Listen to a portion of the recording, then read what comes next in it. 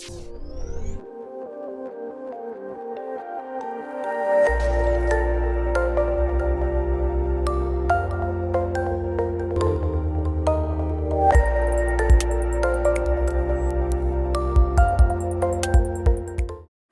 good evening, everyone, and thank you so much for joining us in such numbers for this School of Government question and answer panel on who makes public policy in Australia. Public policy is a passion of mine, and it's just thrilling that it is clearly something of interest to so many of you as well. My name's Helen Sullivan, and I'm the director of the recently established Melbourne School of Government, which is a cross-faculty graduate school at the university focused on government, governing, and public policy. As we begin, I would like to acknowledge the traditional owners of the land on which this event is taking place, the land of the Wurundjeri, and pay respect to their elders and families. A key part of the School of Government's mission is to make a positive contribution to public debate on issues close to our hearts: government, governing, and public policy. And we aim to do that in a number of ways, as you'd imagine, as a university school. But a very important media for us is the public forum. It's open to all, and it provides an opportunity for a diversity of issues and questions to be identified, discussed, and debated. We're particularly pleased to be hosting this event in collaboration with IPA Victoria, which is the professional association for people who work in or with public administration in Victoria. And they are great supporters of ours and have been working with us ever since the idea of the school was first mooted. So we're delighted to be running this event with them. The fast approaching federal election lays bare a key dilemma in Australian politics: the extent to which the drama of personality politics, so dominant over the last 3 years, can give way to a focus on policy. Now, there are some signs that policy is getting an airing, though perhaps not as much as it deserves, given the important questions that Australia faces. In any event, any attention on policy draws attention to another long-standing debate in Australia: who makes public policy in Australia? This is an important question in all advanced democracies, and I'm guessing that a number of you here are not Australian. You've probably worked out that I'm not Australian, but I come from a democratic country that experiences many of the same dilemmas in thinking about and practicing public policy, where plural politics means that a variety of actors expect to be engaged in the policy process and different interests compete to influence how priorities are set and resources allocated. Careful regulation of the policy system is essential in order to avoid more powerful actors exercising undue influence over the policy process and promoting their interests over the public interest, although we can argue about what the public interest is, of course. And the challenges to policymaking in a democracy are regularly rehearsed, and these will be very familiar to you, and they form the backdrop for our discussion this evening. Vested interests are regularly identified as using the tools at their disposal to threaten aspects of Australians' way of life. On the left, the targets are the super wealthy; on the right, organised labour. Both, it is argued, try to represent their self-interest as the national interest. The role of the media in public policy is a particular source of anxiety for some commentators concerned at the concentration of media ownership, and indeed the state of media in Australia. In a global economy and public policy influence may be exercised by actors with no particular attachment to Australia: global corporations, for example, multinational consultancies, or international institutions with their own agendas. So those are some fairly regularly rehearsed concerns. And more recently, we've begun to worry about other things too. We've begun to worry about public disenchantment with politics, which risks citizens and communities not having the kind of engagement with, or indeed any association with, an attachment to public policy debates that a healthy democracy demands. And we've also begun to worry about the fact that the issues that trouble us, really trouble us, climate change, security, migration, public health, don't actually respect national boundaries at all, but are global issues and concerns, often with global issues created to deal with them, including making public policy, which raises all sorts of questions about accountability. So this Q&A panel is designed to explore some of those issues and to think about others. And what we're really concerned about, and why we've asked the particular panelists who I'll introduce in a moment, is the following kinds of questions. Is Australian public policy now at greater risk of capture by vested interests than at any other time in its history, or is this simply something that we worry about at different points in time in different ways? What interests currently dominate policy making, and is their influence appropriate, and what impact have they had? So what examples do we have of positive or malign influence, and does that depend very much on where you're standing? Does any nation state really control its policy agenda anymore? Are some policy decisions simply lost to other institutions? And is Australia's political system robust enough to resist undue influence? Are politicians robust enough? How might the system be strengthened? We might pay attention to the role that universities could and should play in public policy. Do they have enough influence? Do they make themselves heard frequently enough, loudly enough? And last but not by no means least, where is the public in public policy? So to help us, as I've already indicated, we've selected an experienced and expert panel, and I'm going to introduce you to them now. And I'm going to introduce you to them in the way that they're seated so that you can instantly recognise them when you want to ask a question. So on my right, far right, Melissa Conley Tyler is currently the National Executive Director of the Australian Institute of International Affairs. She's a lawyer specialising in conflict resolution. We hope those skills won't be needed this evening. And a member of the International Advisory Council of the US Centre for Citizen Diplomacy. Her recent research includes Australian foreign policy making, its role in the G20, public diplomacy, and Australia as a middle power. Next to Melissa, we have Terry Garwood, who's Deputy Secretary in the Department of Transport Planning and Local Infrastructure in Victoria. Terry has over 30 years' experience as a public servant in transport, human services, employment, education and Indigenous affairs. He is also a Director of the Museum of Victoria and the Institute of Public Administration Australia, Victoria branch. He is Victoria's most senior Aboriginal public servant.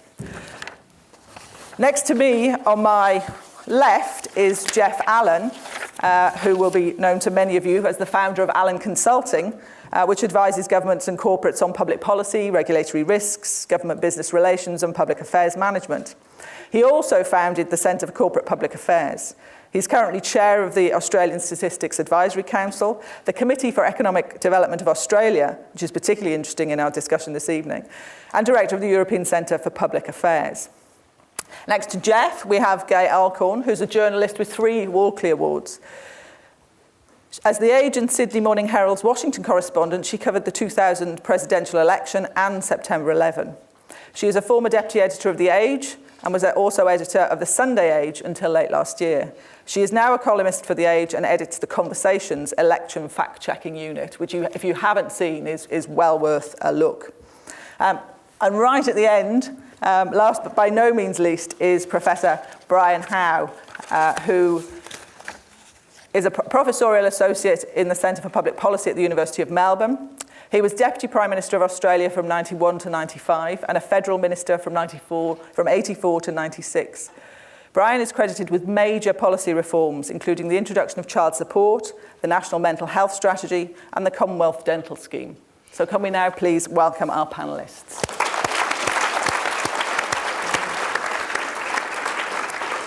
So this is an interactive panel, and we're looking to you, the audience, for questions and for inputs that will shape our discussion. So we're very keen that you are involved. Some people have already submitted questions to us in advance, and we'll try to cover as many of those as we can. But to get us all comfortable, to figure out where we're all coming from, I'm going to ask each of the panellists a starter question that picks up on some of the themes that I've outlined that we're hoping to explore further. It might prompt further thoughts amongst yourselves, or there may be a question that you're already ready to ask, and we'll be pursuing those later on. So I'm going to start with the ex-politician. It seems an appropriate place to start if we're thinking about who makes public policy in Australia. And Brian, I want to ask you about political leadership. How important is political leadership in making good public policy? What does good political leadership look like? And does Australia currently have politicians and a political system that's robust enough to resist undue influence? Yeah, I suppose the debate's always whether the times make the leader or whether the leader makes the times. I think one of the points I'd certainly want to make is that each leader is different, very different styles. Some are very strong in terms of building personal relations. Some are very strong in the public space. Some work very effectively with the public service. Some are brilliant in terms of working with cabinet. Some help to build a team. Others perhaps divide the team because of the clear sense that they have of where they are in politics at the time. So in a sense, you can't take a single attribute and say, well, that's the quintessential political leader. But political leadership, I think, is about anticipating the future. It's about managing change. It's about bringing people with you. It's about recognising the importance of process as well as focusing just on the outcomes. It's very much a complex task that involves multiple roles. So I suppose, I think in the end of the day that Bob Hawke was an extraordinary political leader in his time for a whole range of reasons. I think he realised that Australia was at one of those turning points where we really needed a very different paradigm in terms of public policy.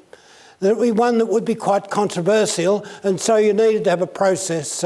And of course, I remember that when I was on the Economic Policy Committee with Bob, the one thing he was interested in was the preamble, because that included the word consensus. And he thought, I think, that through the summits and through the processes he used, EPAC, the Economic Advisory Council, and so on, that he would be able to bring people with him. I remember Paul was always very critical of Bob in terms of, Bob sort of always felt he had kind of insight into the way people felt, ordinary people felt. And in a shopping centre, you always felt with Bob just that was true. But in a sense also he had a macro view. And that macro view he transformed into a process that I think was very important in creating a very different Australia than the one that we had in 1983. Of course, that also required a cooperation across the House, and John Howard and various leaders of the Liberal Party, in a sense, picked up the importance of that theme of building a sustainable model. So leadership is not just about leading your own party. It's creating a climate that really brings about the possibility of a change, if you like, not just across the Parliament, but a change in Australia that I think, while people might disagree about all sorts of details, there's a sense in which people recognise this was a time in which leadership was being exercised in a way that there was a broad feeling of participation and going along with the big changes that were taking place. Okay, well, that's a great answer, but I'm not going to let you get away without asking the last bit, which was to do with thinking about those attributes. And you've focused very much on Bob Hawke and the way in which he was very consensual, but also had a vision in his own way. Does Australia currently have politicians who can work in that way, and a political system that will permit that kind of consensual policy making you were referring to? I think we're in a time of very significant transition, and I think now the transition is, in a sense, underway, and there are all sorts of consequences that flow from that transition that, in a sense, were unanticipated in the 80s or even the 90s. So it's a very different challenge for political leadership now than there might have been in the 80s. And people have to, in a sense, think about a lot of the detail, a lot of the impacts on people. For example, I'm very interested in the changing pattern of work and the very large percentage of there's almost a core periphery feeling in the Australian workforce. There's a lot of people doing extremely well who feel part of the change, a lot of people who feel at the margin.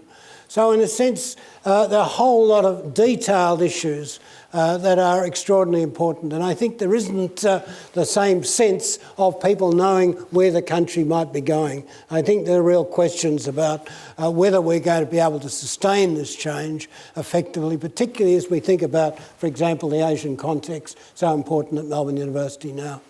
Okay, that gives me a really lovely segue into Melissa. And this question of leadership and Australia's opportunity now in a different environment, in a new world, in the Asian century, if we like.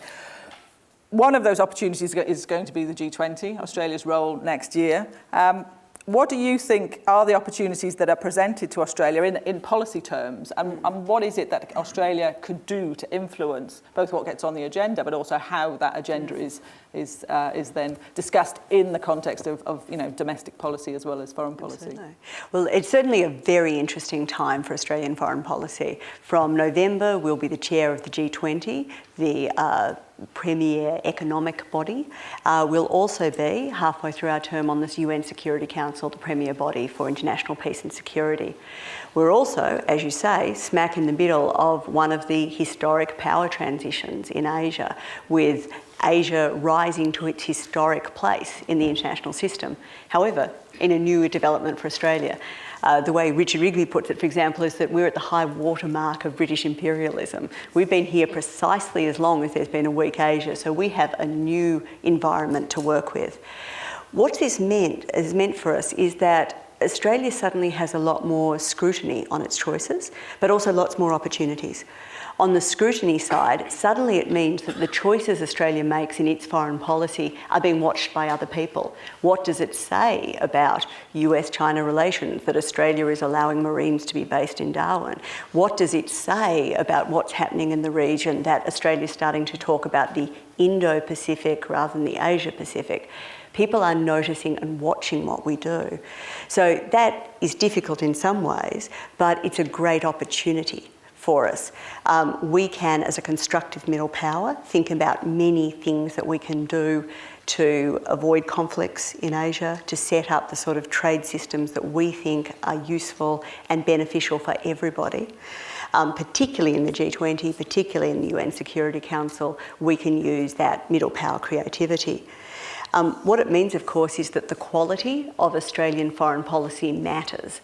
I think at times it's been seen as something of an elite sport, not of very much interest to anyone else. Well, that's not true. If you think about what we care about, our prosperity, our security, about an international system that functions, that's what Australian foreign policy does, and the quality of what we do in foreign policy matters greatly. Okay, thanks, Melissa. The quality of public policy is clearly a sort of sub-theme within this conversation this evening, because we don't just care about who makes public policy, we are bothered about whether it's any good or not. And I'd like to come to you now, Terry, as a public service servant of very long standing, and perhaps you didn't actually welcome me telling people how long you'd been a public servant. Yeah. It puts you in a really good position to reflect on whether the external influences on public policy have increased over time, whether they've become too overwhelming over time, or whether the real challenge is elsewhere. Well, I think external influences are very significant in terms of affecting public policy, be my starting point. But let me just frame my answer around just some observations about how public policy broadly, from my observation, seems to get formed. There's sort of three key areas, but there's also a fourth that's a bit exceptional. Firstly, all of the political parties have their own policy commitments of one form or another. We are in the middle of an election campaign at the moment. The public service at the federal level will be sitting down and documenting every policy commitment that is made by the two main political parties, because they'll be preparing what is called the red and blue books for the incoming government. And so my point there is at the first level, you've got political parties that have policy committees and they're getting lots of information from their members. That's the sort of first area.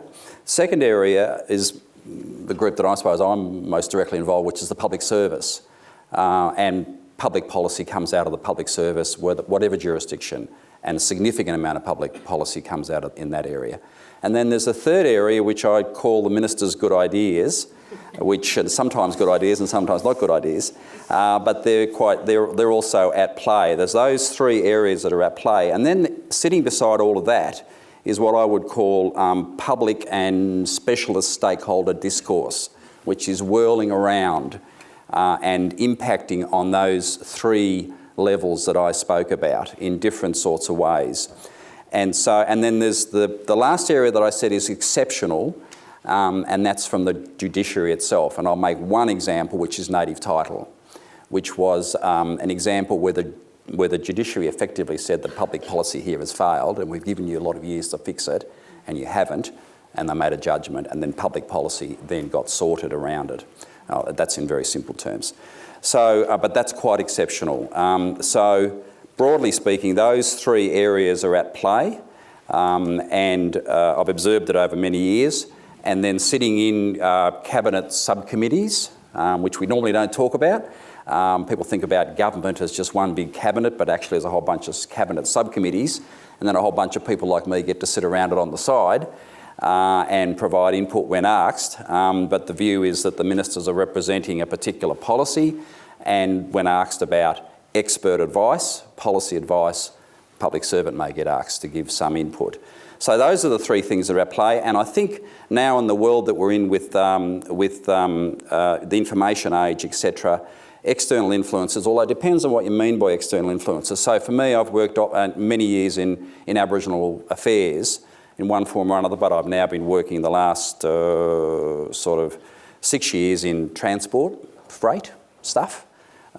Before that, human services, child protection, disability, public housing, etc., and then before that, Aboriginal affairs. But would you say that Aboriginal people are external to an external influence to Aboriginal affairs policy? I think not. I think at the core of it. So you know, we need to be careful about how we define what we say about external influences. So for me, those external influences are quite pervasive. They work through those levels that I've spoken about, and there's probably a range of other areas that people would have views about. But that's just my observations about how I've seen it at play over the last few years. So to take that example then of you know, the externality of an influence might depend where you're standing. So that would then your view would be that the Business Council of Australia is at the heart of economic policy, so they are an internal, not an external influence. I mean, does the logic apply across the board, or is there something different about public constituencies as opposed to private constituencies? Yeah, I suppose I did draw out the Indigenous issue in particular. I think that at the core of that, there is I call it a notion of negotiation to get an agreement about a way forward, as opposed to imposing a particular solution. And I've seen, you know, what I would call consultation, tick the box, we've consulted with Aboriginal people, we move on, as opposed to saying, well, no, actually we want to go out and engage with people, we want to negotiate, we want to agree an outcome, and we go forward together. That seems to me to be a better public policy paradigm. I'm not sure that it always has played out that way, clearly. But so your analogy about the Business Council Australia, well, Jennifer Westacott, the CEO, very, very active in that space. They've put out their agenda out there, and they're entitled to do that. They're part of what I would call that public discourse and specialist stakeholder engagement, and they're every right to do that, as do a lot of other specialist groups. Whether they're sort of quite as close to the bone as the issue around Aboriginal issues, I'm not quite so sure. Okay, and lurking around all of that, of course, is the question of power and who has power and how much power they have, which brings me to Jeff Allen. We know a lot about, and we've talked a lot about, think tanks and the role of think tanks and the extent to which they have influence in public policy, whether that's a good thing or not. We talk less about, it seems to be, the role of consultancies. Jeff founded a very prominent consultancy in Victoria. Melbourne is home to a number of major consultancies who are multinational, have global reach, are venturing into increasingly what they call thought leadership, leading policy agendas internationally as well as nationally. Ought we to be more concerned about them than perhaps we are? Oh, I don't think that it's an issue for concern. I think it's a very positive question. There was a time prior to Bob Hawke, and I agree with what Brian's been saying about Bob Hawke. It was a remarkable period of reform under his leadership, where a lot of the politics was done behind closed doors by old boy networks, you know, cocktail parties and don't monkey with the tariff and so on. And emerging through that time in the mid-1980s, we found a lot of organisations started to believe that they really needed to do serious policy analysis that was empathetic to the broader agenda of politicians and put public policy discussion on the table. Through the Hawke era in particular, and Brian mentioned the Economic Planning Advisory Council, organisations such as the Business Council, which incidentally I was the executive director at the time, was able to put up very thoughtful discussion pieces like the Business Council has done just recently, like the Ken Henry report on taxation, for example. The difference is to have that very seriously engaged with by the leading politicians, by the public service, in public discourse, Council of Social Services being involved, and out of that sort of ferment and focus on longer term sorts of fundamental issues, I think created a concept which I think is really important in all of this, which is political capital, facilitating the political space for politicians to move in a reform direction. Now, through that, just not long after that, we also had the emergence of what I call the outsourcing of public policy discussion. It coincided with some thinking within government that the public service shouldn't be effectively the sole and dominant source of advice in relation to public policy, but that should be open and contestable. And those of you who followed it closely will know, for example, that Mike Keating, who is Secretary of the Prime Minister's Department through some of that period, was strongly articulated in some of his speeches this and felt it was appropriate actually for the public service advice to be contested publicly. And through that period, created organisations like my own. Actually, we've merged now with another, which was ACIL, formerly ACIL Tasman. So the two consultancies came together, and I think with Access Economics, the three of those organisations came to be very serious contributors to public policy thinking. Incidentally, working not only for business, but very much working for government. And indeed, our firm, I think 60% of our work was done for Commonwealth and state governments, assisting those governments to do public policy and creating space through sort of research, which was looking at international work, but looking at domestic work, crunching the numbers and so on, that government leaders came to value because it created some challenging space to move beyond the sort of short-term political issues. A classic example was one of my colleague, Dr. Vince Fitzgerald, did a major report on national savings strategy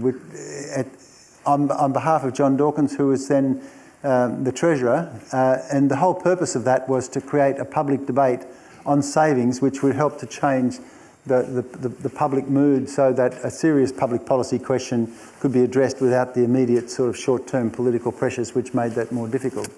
And so we find that a lot of major issues like taxation reform, when it's been achievable, has been done by very serious and thoughtful contributions to the public policy debate by think tanks, by people in universities, by consultants, by organisations like the Business Council, putting those issues out there and having them debated, to give the politicians space to say, these are ideas that are important in the longer term, and to push back on some of the short-term vested interests that are created. Unfortunately, Helen, going to your last point, I'm not sure that our current political environment has enabled that, whether it's our leadership or whether it's things like the short-term election cycle or the focus on focus groups or the issue of the tightness of politics and the hung parliament and so on has made it almost impossible for longer-term serious issues to get an airing. And I think, therefore, we're being locked into sort of short-term populism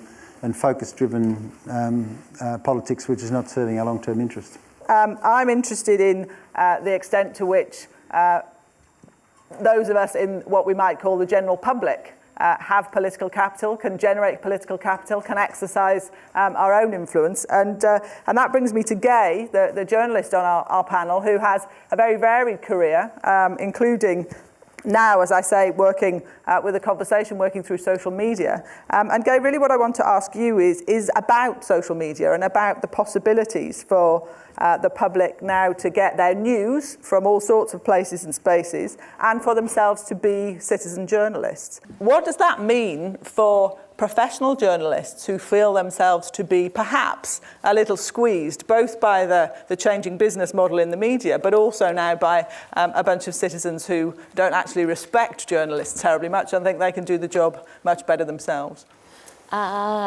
It's really one of the biggest and most vexed and discussed issues at the moment, like who is a journalist? Look, in the old days it was fairly easy. As you all know, that a journalist doesn't have to have any particular qualification like a lawyer or a doctor.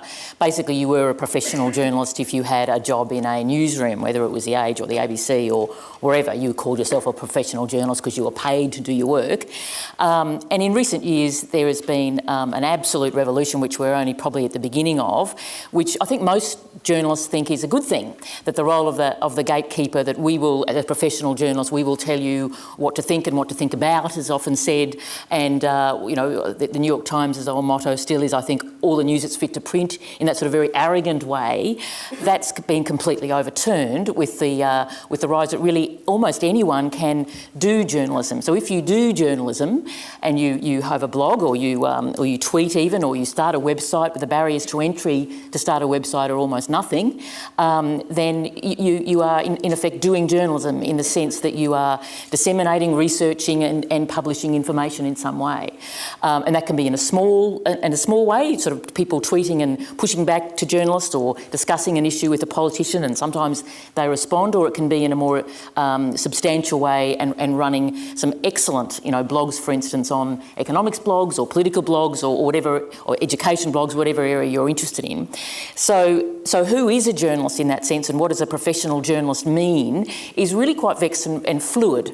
It's someone who does journalism. And is there a distinction between the two? I think that the more established media would like to think there is still, and there's been over the last few years, although I think this is starting to blur and becoming less meaningful, a sort of an angry debate between the two, that the social media, in the new media, if you ever want to call them, was saying that, you're arrogant, we can do it ourselves now, we'll pick up all your errors, and often they did pick up, errors, and the more established media very defensive. You're only the amateurs and we're the professional journalists. And I actually think that's starting to break down, because there are, to go to your question in a way, which is, what is a professional journalist, whatever that means, it is an important question, because in two ways. One is that you're a professional journalist in some senses if you... I guess I'm trying to say here that if we're all amateurs or we're all just doing journalism, the danger that's being discussed is who's going to actually pay for the court reporter and the education reporter and the health reporter, the city hall reporter. It does require a certain amount of money to do that very basic work that is so important in a democracy. And a blogger can't necessarily do that. And certainly on Twitter you can't. Even though I think, as I said before, there's some excellent work that's better in many ways than the established media is doing in some of the small blog sites that have real specialists. And some academics are some people that have made a real contribution in that way. But still, you need to be paid, and a lot of those people are doing it in their own time, after hours, or because they're retired or they have an interest.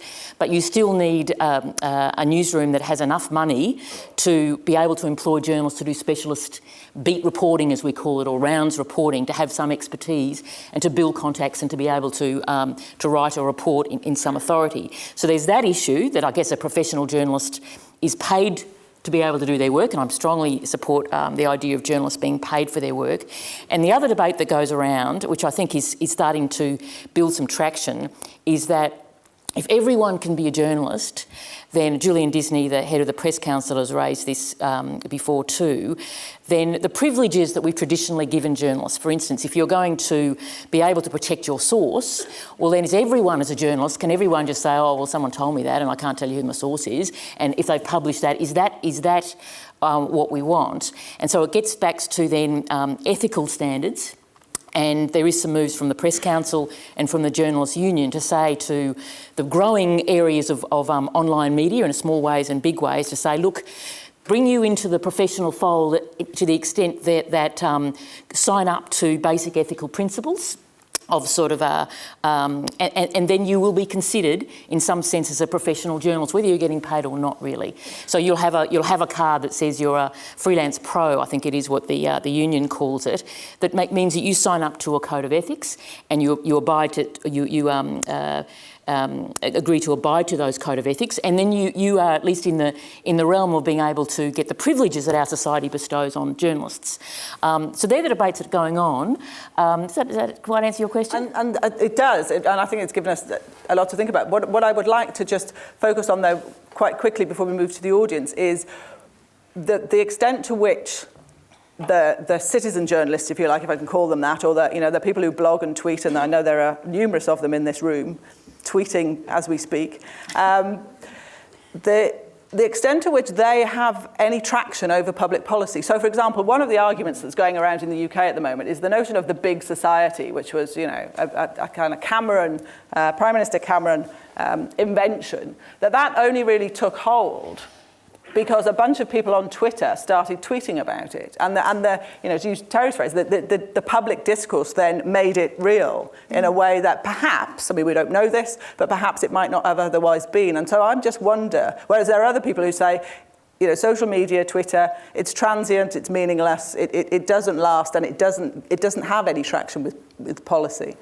I think it certainly has power, and whether it's, I'm just trying to think of some good examples, but on public policy, there are some bloggers, for instance, who are outstanding on things like the NBN, and they're absolute experts on policy areas. And from what I gather, politicians, and I don't know about public servants, I assume, they sort of start following them too. There's that level, they're absolute experts.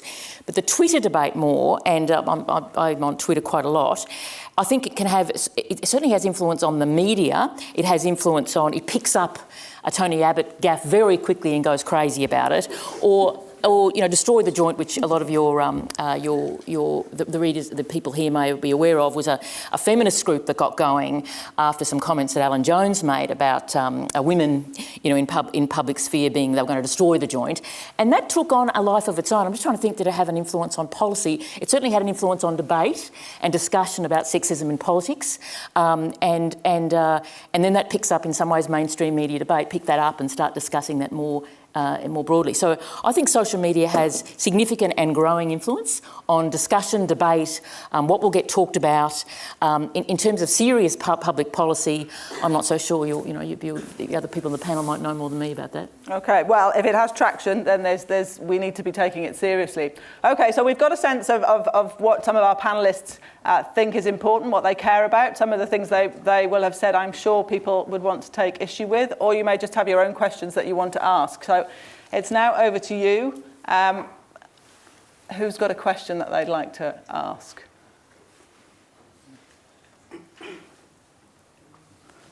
Just down the front here.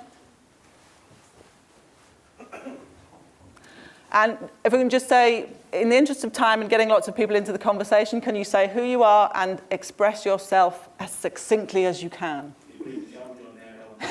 Damon Alexander from the School of Social and Political Sciences here at the University of Melbourne.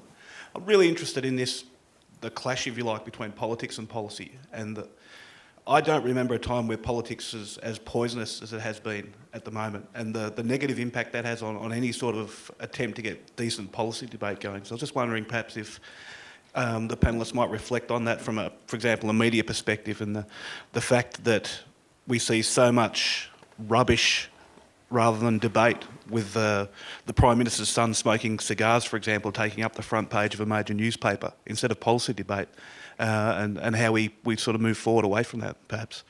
Okay, so do we have a political environment that is facilitative of policy making or not? Brian, I think we should start with you on this one.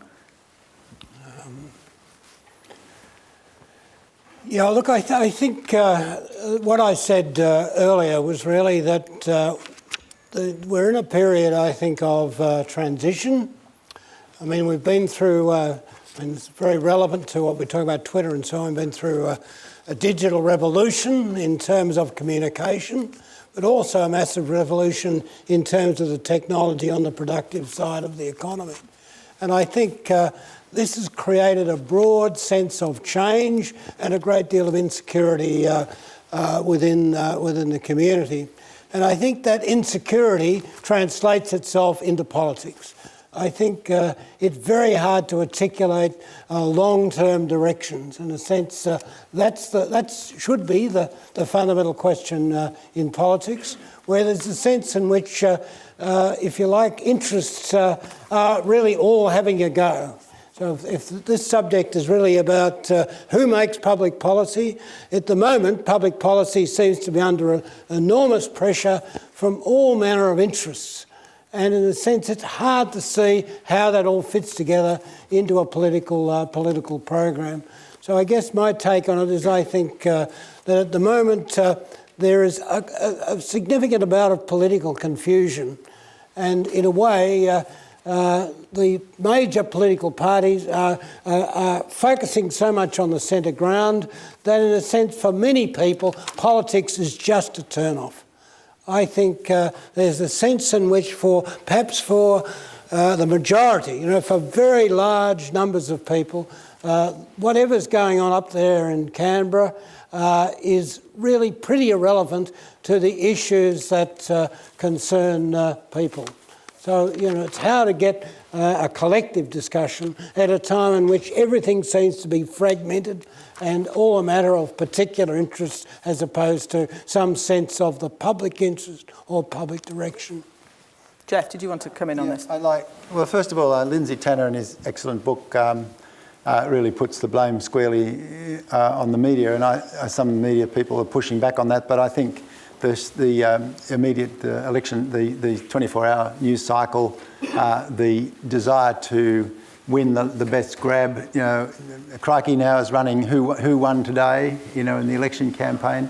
And what sort of issues are around? Well, it's only a few months ago, Canberra was paralysed for more than 24 hours about whether or not a Labor backbencher should have sick leave to go and visit a child back in their home. And that sort of dominated politics. And so I tend to blame the politicians a little bit for that. I know it's a very tight it's a very tight political environment. Another example was that in the last federal election, both political parties came out swinging about a big Australia, saying we need a small Australia, we've got to constrain our population. Where did they get that from? Focus groups in Western Sydney, where there were a couple of sensitive seats, and that became the framework in which they were, seeing the future of Australia. Fortunately, the issue went away, and so did the rhetoric, and so did the policy. But that just underlines the fact that we don't seem to be able to, and I have to lay the blame probably on the problem of a lack of political statesmanship or courage in politics at the moment to actually get beyond what's immediately popular and so on, what's populist. It's not so much, I don't think, vested interests per se. It's a question of political interests and populism, and who's going to, who's at the margin and who's going to vote on what particular issue. So that's what I think is constraining serious public policy discourse at the moment. Melissa, can I come to you? Because one of the things that a departing correspondent remarked about Australian politics recently was that it had become a laughingstock internationally. Mm-hmm. So as somebody who works in the international space, what's the response to Damon's question? I don't know if we're a laughingstock. I think we're a little intriguing. We could definitely go for that. The Indonesian response when told that the Prime Minister who was going to visit in 2 days' time was a different one, yeah, that was interesting to watch.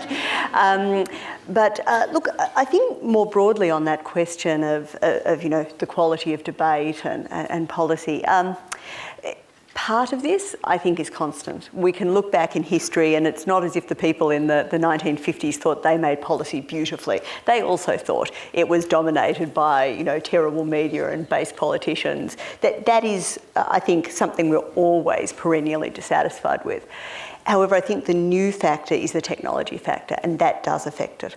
So if you're talking the speed of communications, the 24/7 media cycle, from the international side, it's what is the spotlight of media attention going to look at this week, and the expectations that then sets up. We've decided that this particular thing is the crisis, and this has to be solved, and if you don't solve it this week, well, you've failed that particular test. that's not, it's a very inimical environment to good policy making, which often takes subtlety and time and attention. Thanks, Melissa. Terry, did you want to go Yeah, I see it at two levels. I mean, I agree with Melissa's comment about that it's sort of always been thus in terms of the sort of media comment, but I actually see that there's some still very serious business going on about public policy development. And I agree with Jeff's earlier comment about that it's a much more contestable space. It isn't just the public service giving advice. And the trend for the establishment of think tanks, both on the left and the right and in the centre or wherever, is a very strong, pervasive development here, much like has occurred much earlier in the United States. And often I see former colleagues of mine who have been public servants who leave the public service.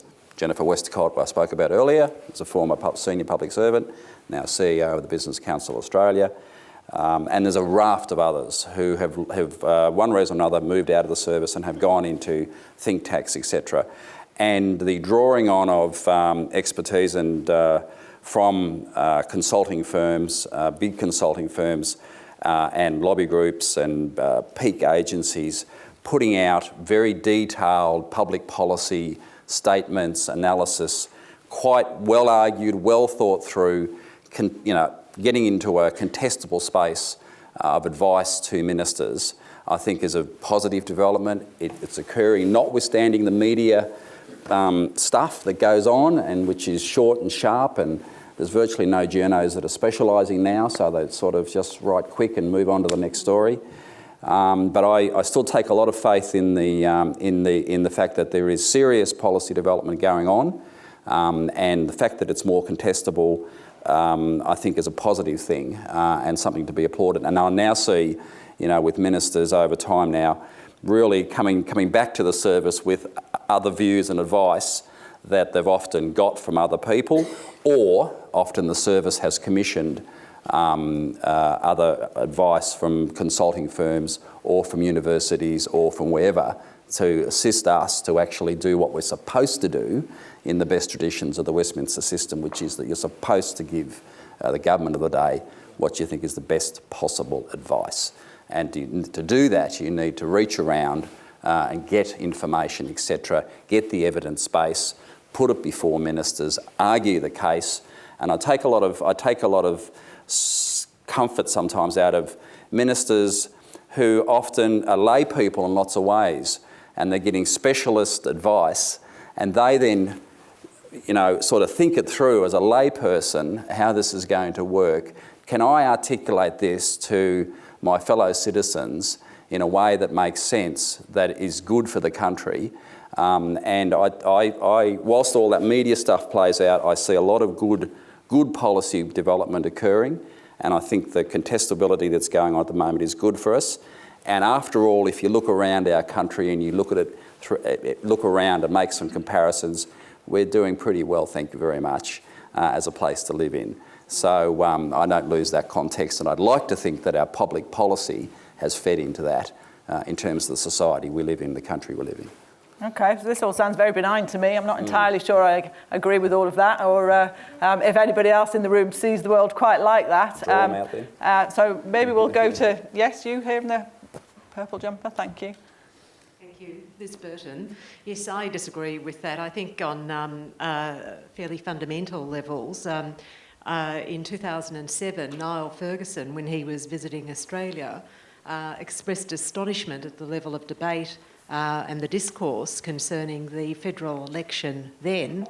He said it reminded him of the discussions taking place in the city of Strathclyde in Scotland in the 1960s. So that was quite a comparison in terms of parochialism.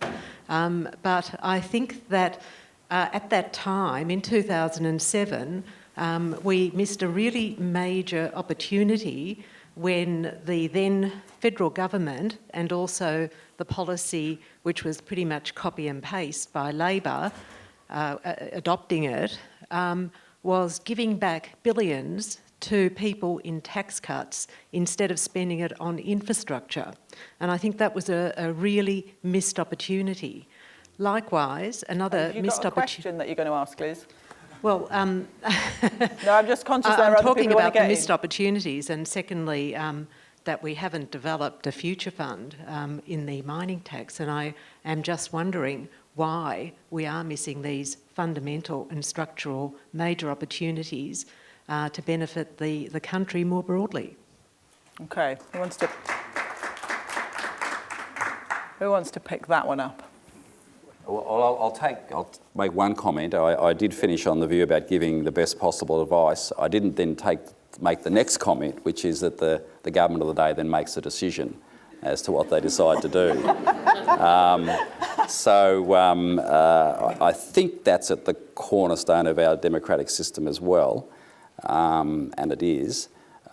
So whilst the public service, will give advice, the public service is not elected by anybody, and our members of Parliament are. So that's how the system works through. And if people don't like that result, then they do what they do through the normal democratic process and change those people. But I didn't finalise my comment with that sort of observation, which I think is probably worth putting on the table. Okay, missed opportunity? I'll just make a very quick point. I think there's been some really good evidence-based public sector work going on, like the intergenerational report, the Ken Henry's tax report. There's good stuff going on, but you shouldn't confuse that with what happens in election campaigns. And I think just that classic case of the tax cuts and middle class welfare was buying votes. It's axiomatic in my world that you never put anything into a political discussion during an election campaign that's politically sensitive, because both parties will rule it out of order, and good policy will get marginalised simply because it's come to the surface and no one wants to offend anybody, or in that case people want to buy votes. So I think there's I think there's really good intellectual work going on, but as you say, the politics intrudes, and particularly in the current environment. I'm happy to talk about the media issues that have come up from all of you, but I thought the media's come off quite well so far. Yes, well, I'll just take them on. But the issue of the technology that I think Meredith raised is an important one, in that the 24-hour news cycle has become this sort of frenzy. And I remember when Julia Gillard, I think, went to China and made quite a significant strategic deal with China, and there was going to be high-level bilateral meetings every year. And a couple of people mentioned, this was like a one-day story, but even 5-10 years ago, that would have been chewed over and given enormous credit and what this meant and so on, but that was just rushed on.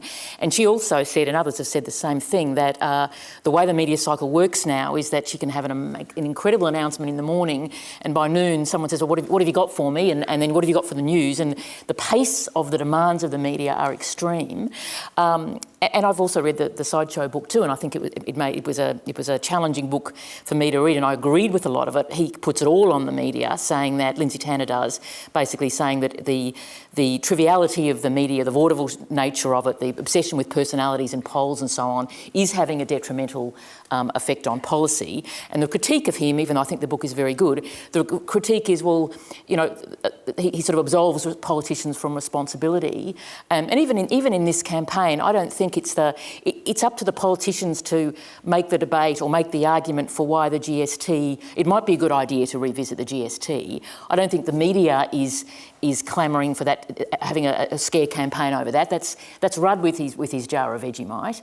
And similarly, the surplus, was that the media's fault that we were obsessed with the surplus and having to have the surplus? I don't think it actually was. The politicians made that an obsession to have the surplus. On some issues, I think the media is very detrimental to public policy and can destroy good policy.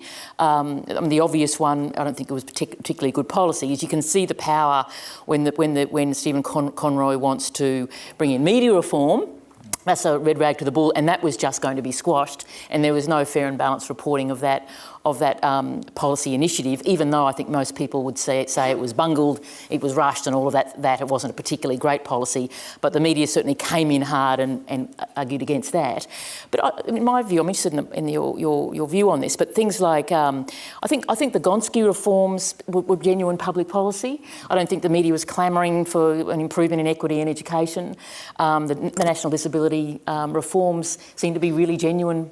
I remember talking to Bill Shorten about that a couple of years ago, and he was trying to get the media interested, but it seemed to be careful long-term policy. So it does seem to be possible if the politicians have the will. We've got to come back to the fundamental issue here. I mean, frankly, what this forum is about is essentially whether there are interests outside of politics that, in a sense, are stuffing up the political process. And there's a view that basically what's going on in Australia at the moment is politics is being captured by powerful interests that are really taking away from rational policy.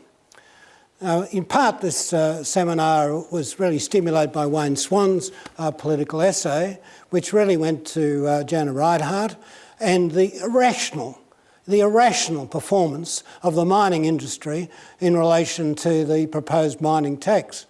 When we proposed a rent resource tax, petroleum tax in 1980, which ultimately was accepted. There were disagreements and so on, but it was a major reform, essentially about where super profits are made, they ought to be taxed. And Australia was going through a period where the mining states were doing extraordinarily well, and where the industrial states like Victoria, in a sense, were going through very difficult times. So, you know, I'm not saying that I'm necessarily right on that. I mean, it seemed to me that you could argue that. But we certainly ought to take account of the fact that that we now do have, you know, I know Jeff's talking about some rational contributions to the political process by the Business Council or by Allen & Associates and whatever, but where there may be rational contributions, there are also occasions where powerful, I mean, politics is about power. And we need to talk not just about the public sector making policy, but also what the role of the private sector is in the whole process. And the private sector can play a constructive role, and I think the Business Council during our period in government did play a constructive role. But I think there's a sense in which we got into a period in that following 2007 and you know, where effectively the political process was being captured by an extraordinary outburst. And not just, you know, I mean, essentially Swan's argument was really about money. I mean, the mining industry was prepared to put very large amounts of money into that campaign to destroy that policy concept which came out of a budget process designed to deal with a global financial crisis. And it was important that Australia got through that period virtually unblemished, virtually unblemished. So in a sense, you know, that what we need to get good public policy in this country is cooperation between the public sector and the private sector. I'll just make a point too about, you know, if we're thinking about contracting out, there are good things about contracting out in terms of providing advice to government, but also there are other problems. I think there's a sense in which a kind of managerialism has taken over in terms of the Commonwealth Public Service, so that in a sense people are not encouraged to have policy depth within the context of the public service the way was which historically was the case. So look, the media is on the surface. Below the surface, I think there are quite significant changes occurring in Australia, and we need to be talking about those changes as well as the way that issues might be reported. I mean, the fundamental issue is whether there are interests in coming into public policy in a way that perhaps was not the case in the past. Think about the efforts to do something about gambling. Very modest effort, but get the audience involved. But thank you for getting us to where we need to be, and I think that's really got us to the heart of the question. So who wants to take this on? Yes, you sir, just there. There's a microphone coming your way. Hi, I'm Ian Blair, sustainability consultant. The Gay brought up the point of ethics. And it seems to me there's a need for public interest. If there's something of public interest, it's going to cost us billions of dollars. It should be all put on the table so the public can have understanding of it. Now, Ken Davison seems to do this, but on this new freeway thing, it's all private, in confidence. What role does public interest override and have an ethical level that you just wipe some of this private in confidence rules that prevent what we're going to have to pay for not being publicised? Okay, Minister, can I come to you with that one? Just thinking about this from an international point of view, if you're thinking about ethics. I have no view whatsoever on freeways. I'll just start with that one. Okay.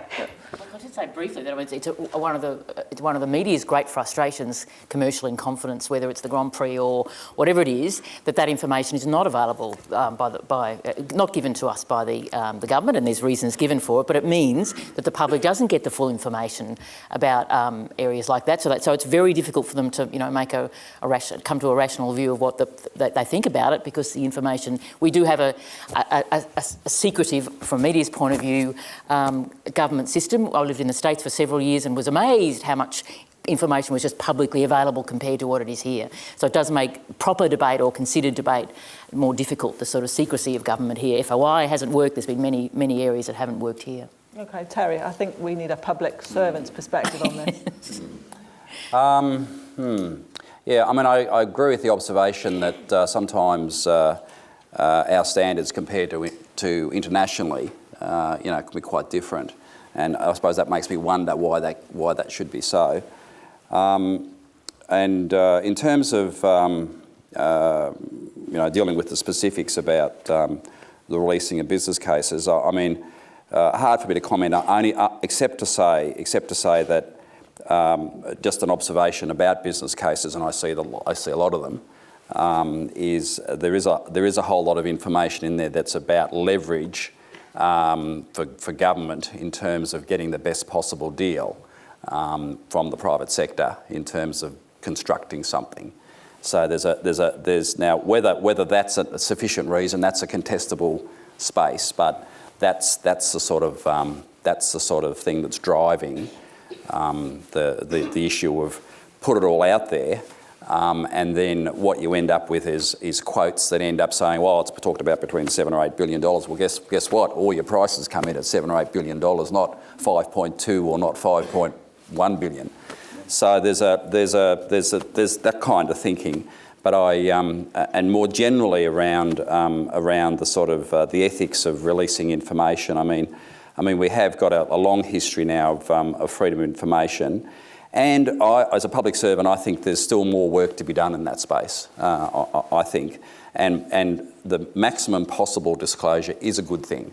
I think it holds the service accountable, it holds government accountable. But at the end of the day, it's a political question as to what government will decide to do. It's a good question of process too. In the US, if you have an $8 billion or a very large proposal like that, a very large proposal, you'll have a kind of hearings process, a process where the public have the opportunity to go over the whole issue and look at it from every angle. There's a sense in which in that congressional kind of hearings kind of environment, it's designed to involve the public in the issue. I think what we're talking about here is Australian democracy.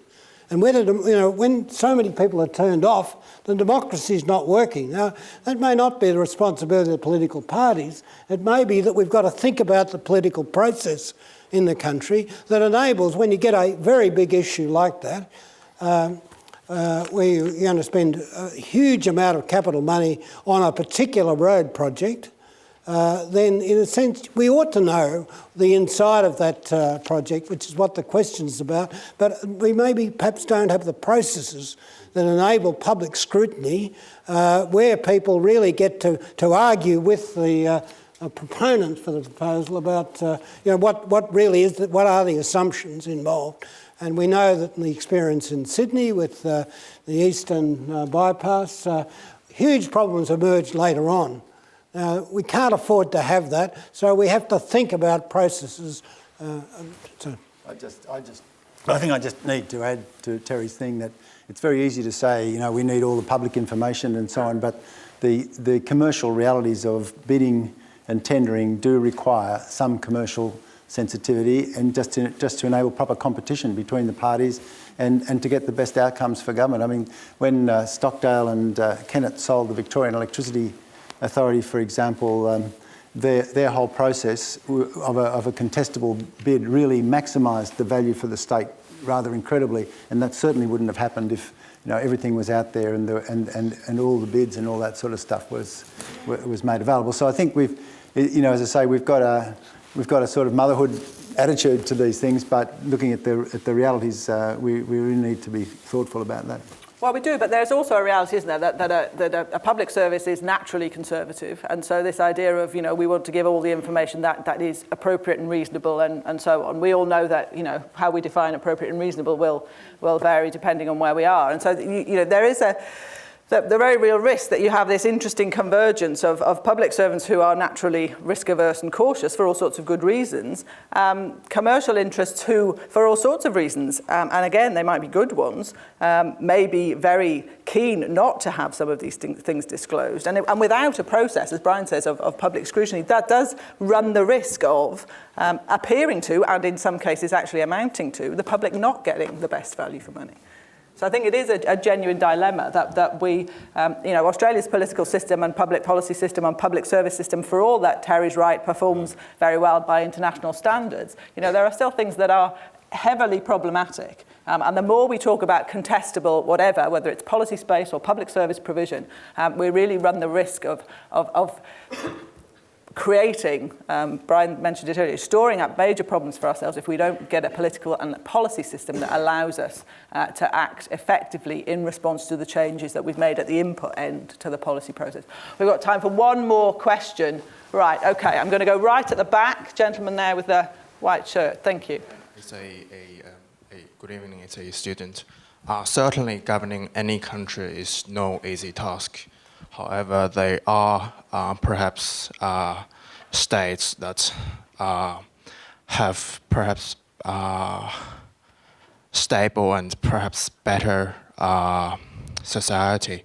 So would you perhaps briefly compare the economic model in Australia and Nordic countries, and also if the perhaps austerity in Australia is to continue, so when perhaps will be a major social unrest happen here in Australia? Okay, I'm not entirely sure if we've got any Nordic experts on the panel, but I think this is one for you, Melissa. Yeah, no, I'm happy to respond on that one. I think the question of international comparison is very valid, and we've been having a bit of a glass half full, glass half empty conversation about Australian public policy. If you look at any reasonable comparison between Australia and other countries, right now, this is where you want to be in the world. You can talk about Australian austerity, but if you look at the austerity that's happening in other parts of the world, we're very, very fortunate. You can talk about youth unemployment here at maybe as much as 10%. It's not Spain at 50%. So we get a lot of things right. And part of our power at the moment internationally is that we're seen as having cracked a lot of these questions, a lot of these issues about how do you get growth in a developed economy? How do you also share the benefits of globalisation equally enough that your society is developing? So a lot of those things I think we're doing very well.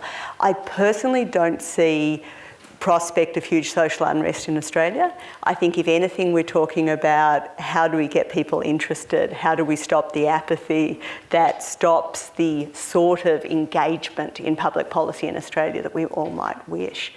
In the international sphere, I think the actual bigger issue is about anybody governing at a time where you have globalisation forces which are making it harder for anybody to achieve any result. So you're talking about the multilateral system, which last year only delivered 4 total international agreements, many of which were rather small. You're talking about a time where it's difficult for governance globally to deal with any issues.